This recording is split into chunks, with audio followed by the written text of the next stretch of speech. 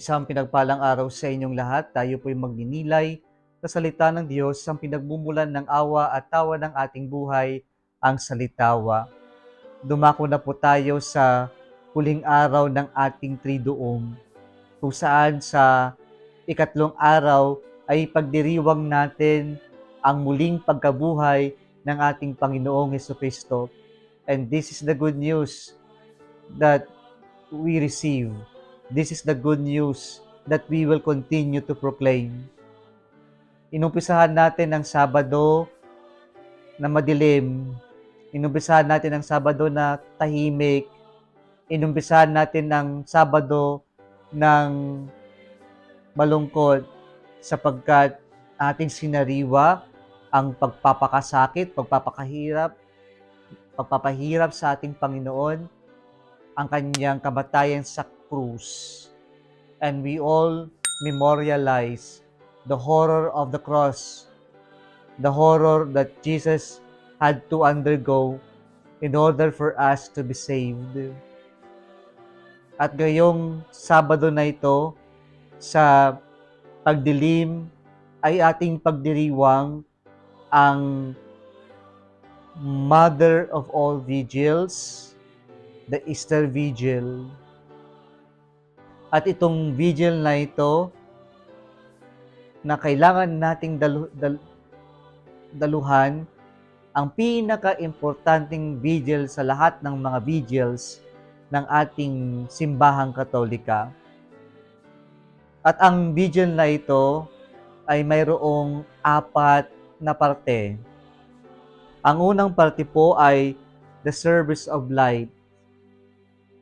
Uumpisahan natin ng selebrasyon ng madilim, nabalot ng katahimikan, nabalot ng kadiliman, sapagkat tayo nagluluksa sa kamatayan ng ating Panginoon. At sa liturhiya na ito, ating ipagdiriwang, ating matutuklasan ang pagbabasbas sa bagong apoy. At ang Easter candle ay masisindihan.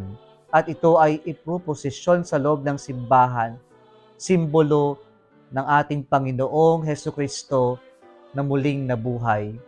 Sapagkat sa kadiliman, sa kasalanan, si Jesus na muling nabuhay ang naging ilaw.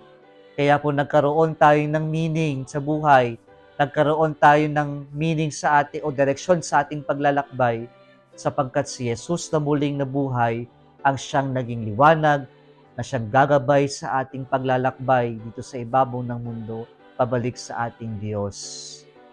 Kaya po napakahalaga sa liturhiya na ito ay magtatapos sa proclamation ng exalted ng ating kagalakan na si Jesus ay muling nabuhay.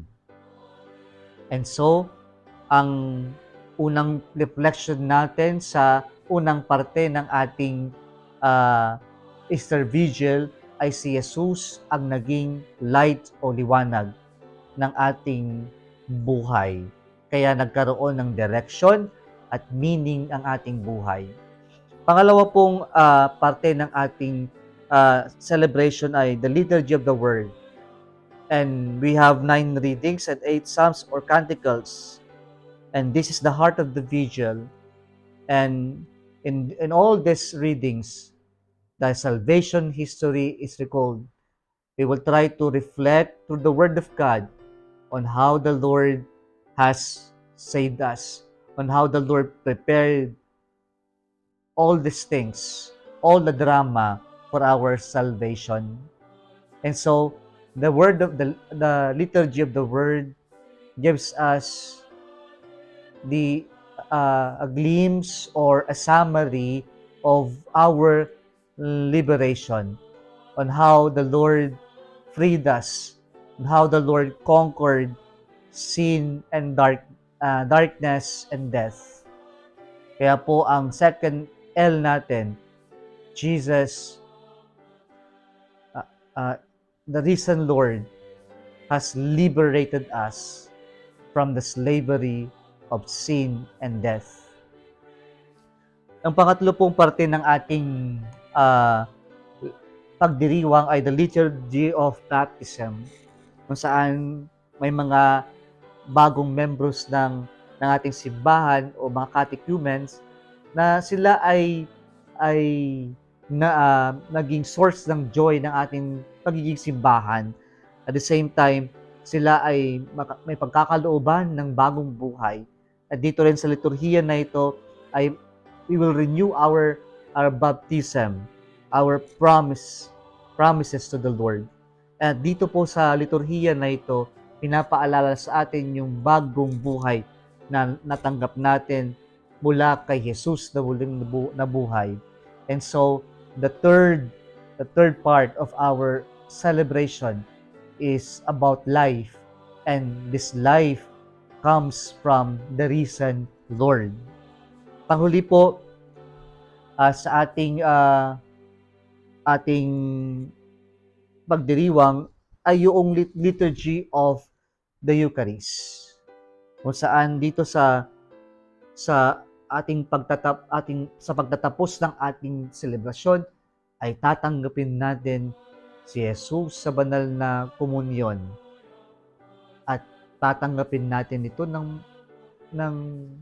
punong-puno ng pananampalataya, ng punong-puno ng kagalakan ng Diyos natin na pinahirapan, namatay sa krus, ay muling nabuhay.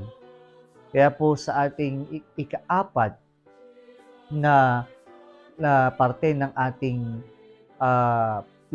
ating liturhiya ay yung tayo rin po will lead other people to the Lord. And so, tayong nakatanggap ng bagong buhay, ng liwanag mula sa Diyos, ng liberation sa Panginoon, should also lead other people to Him na maging instrumento tayo na mapalapit at mapagkalooban ng buhay, liberation at liwanag ang ating kapwa-tao. Kung nagustuhan mo ang video na ito, huwag kalimutang mag-like, i-share at mag-subscribe sa Salitaw Facebook page and YouTube channel. Muli isang pinagpalang araw sa inyong lahat.